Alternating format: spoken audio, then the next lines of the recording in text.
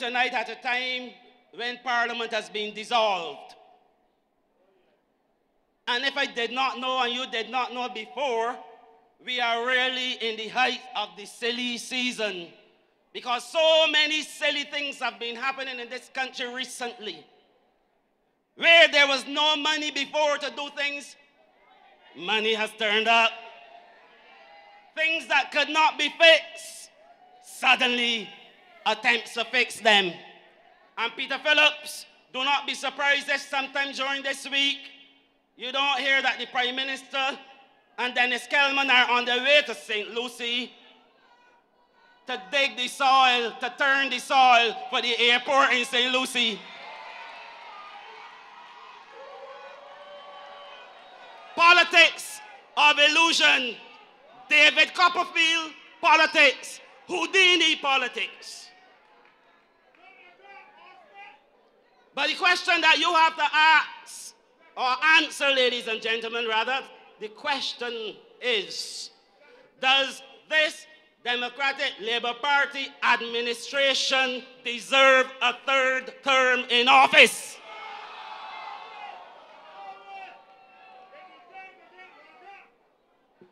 I ask the question again in a different way. Based on the performance of the present government, should they be returned to office a third time? Mr. Chairman, I think the noes have it. I am here to speak to you, and I'm addressing my remarks to you, the urban people, the people who constitute the St. Michael constituencies. And I want to do that because, as I said before, and I will say this all the time, St. Michael is very important to the recovery of Barbados. When the Barbados Labour Party wins the majority of seats in St. Michael, the Barbados Labour Party forms the government. And when the Barbados Labour Party forms the government, the residents, the businesses, and the communities in St. Michael fare better, they do better, they enjoy a better quality of life because the Barbados Labour Party is here to do what is right for the people. So it's a simple thing. If you want to pick yourselves up, dust yourselves off, and start this thing all over again, it has to start in St. Michael. It has to start with the return of Ronald Topping to office. Once we start in St. Michael, victory will be won, and then the job will begin. I am here to speak to you about your own reality, St. Michael people. Your own reality. I want to share your own reality with you. I want to speak to you about the reality of the urban man, the reality of the urban woman, the urban old person, the urban young person, because I want to say to you that during the last 10 years of this government, the quality of life for the urban community in this country has suffered. It has taken a beating. And all of the businesses that make up this urban corridor are suffering because of the policies of this government. If you look at all of the engines of state, all of the things that really make this country do things and go places, education, health, sanitation, the social services, everything, the economy, the environment, you will find that everything has been falling down. There's been collapse. And as a result of that, our country has found itself in serious problems. And what are we doing about it? We have a situation where we have the Prime Minister who's representing the St. Michael urban constituency, the de facto Deputy Prime Minister who's the Minister of Tourism, who's also representing an urban constituency, the Minister of Finance and Economic Affairs, also representing an urban constituency, the Minister of Social Care, Community Development, and all of those other things, also representing an urban constituency. Yet, the pressures created by this government have hit no community as hard as they've done to the communities within the St. Michael area, because that is where the working people in Barbados live and reside. You have suffered more than anybody else. And when you have a situation where people are saying you can't get a raise increase, a salary increase, sorry, because the country cannot afford it. But then there's nobody there to say that the people of St. Michael and Barbados cannot take any more taxation because the people cannot afford it. That is the reality of the urban man and the urban woman, ladies and gentlemen. So let's look at this thing in totality. I am saying to you, ladies and gentlemen, that the current Democratic Labour Party administration has eroded all the gains that have been made by people like Grant Lee Adams, Errol Barrow, Tom Adams, Owen Arthur, and all of those administrations that have taken people in the St. Michael corridor from poverty to prosperity. All of those gains are being eroded right now. You would recall, for example, that it was Barbados Labour Party governments that established the Urban and Rural Development Commissions. It was the Barbados Labour Party that established a Ministry of Social Transformation, which sought and achieved success in socially transforming the lives of the ordinary Barbadian man and woman. You have had a transformation in this country under this current administration, but that has been a transformation for the worse, because you are poorer than you were 10 years ago. This is the situation that is confronting this country. We had a situation where there was mobility, upward mobility. People were going from the lower levels to the middle levels and the upper levels, but now there's only one way: down, down, down. That is the reality of the St. Michael or the urban man and woman in this country. We had situations with the economy where the Barbados Labour Party was reducing taxes and eliminating taxes. Within the last 10 years, it has been tax after tax after tax after tax.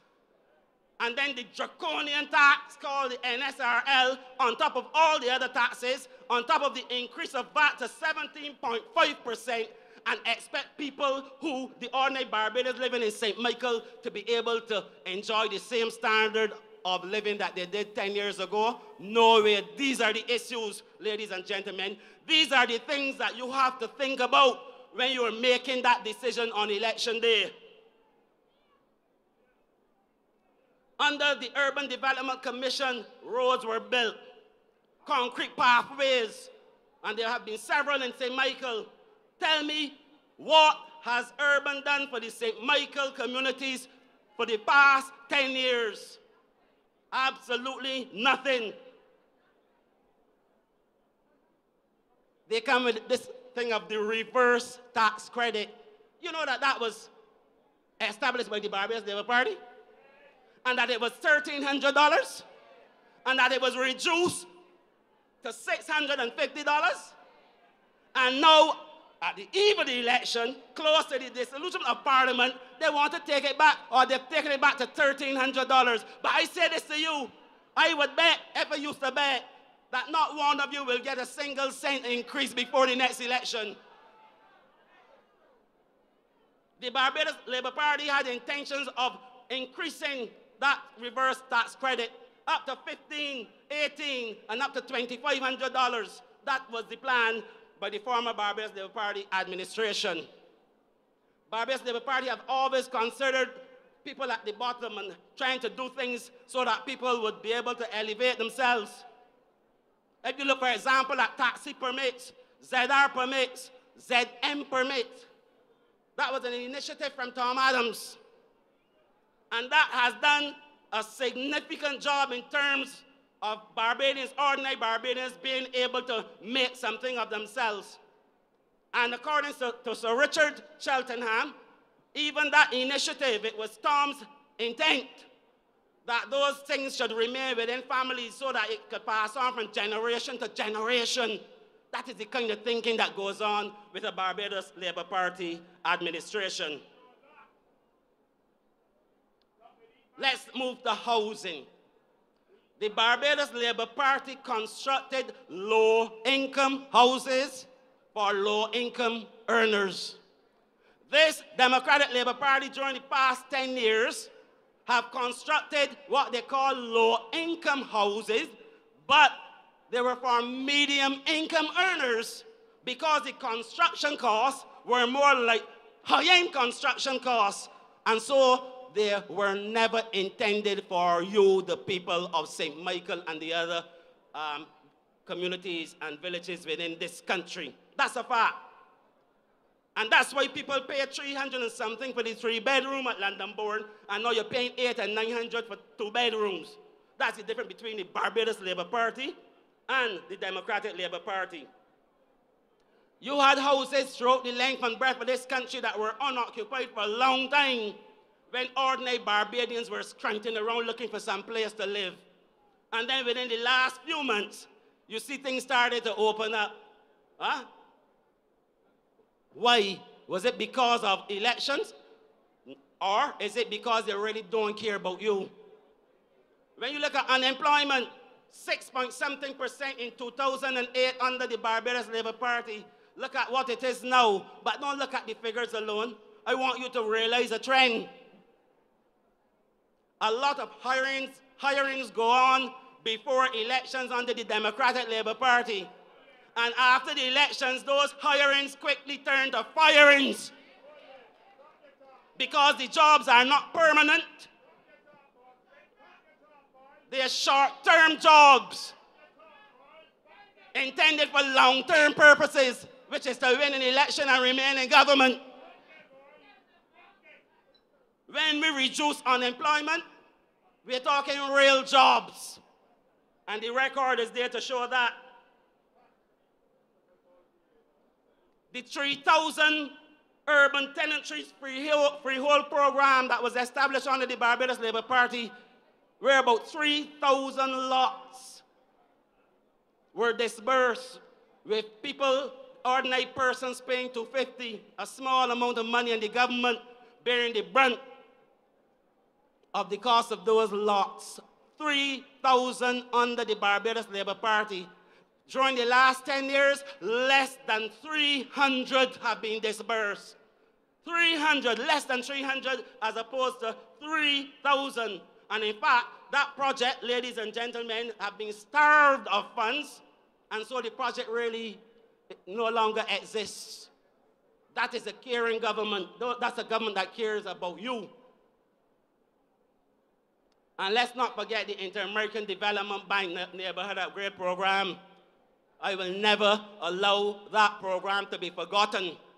And if you reside in Cat's Castle or Greenfield or the Garden Land, whenever you see the LP politicians coming to ask you for a vote, you should tell them where to go. Because that was $60 million negotiated and obtained by the Barbados Labour Party administration, signed for by David Thompson. Money was there to do all the things that would make a better life for the people in these communities. And this caring government returned almost all of the funds. Well, I'm here to say this evening that under Mayor Amar Mortley and the Barbados Labour Party, and with the Sheriff of Bridgetown fighting hard, we're going back for that, man. We're going back for that 60 million because those people deserve to get an improvement in their environment. They deserve better. The sheriff is here. But that's not all. Urban man, urban woman. This thing called the police certificate of character. And they can speak about this from now till I don't know when.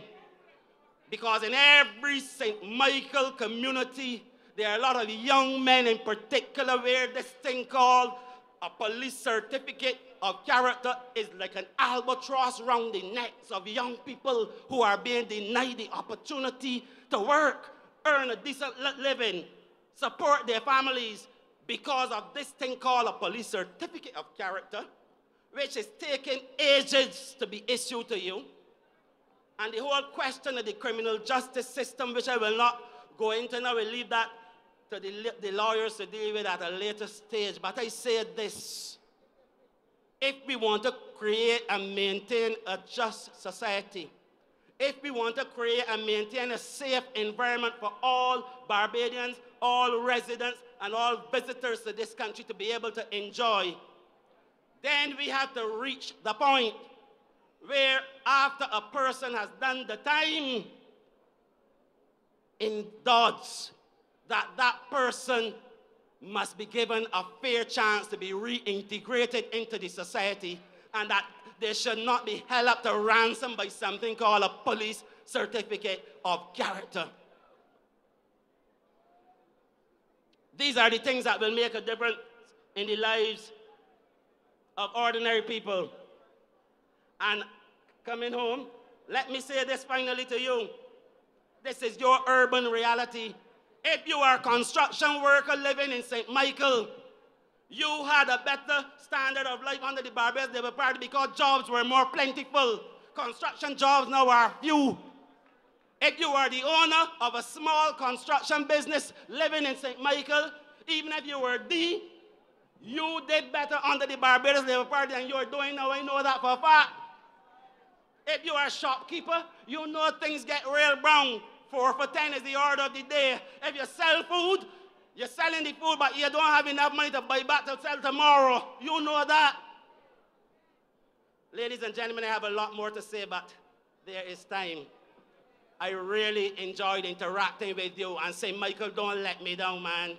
St. Michael, we need you just like you need us. Barbados need the Barbados Labour Party. The Barbados Labour Party need the support of all of you.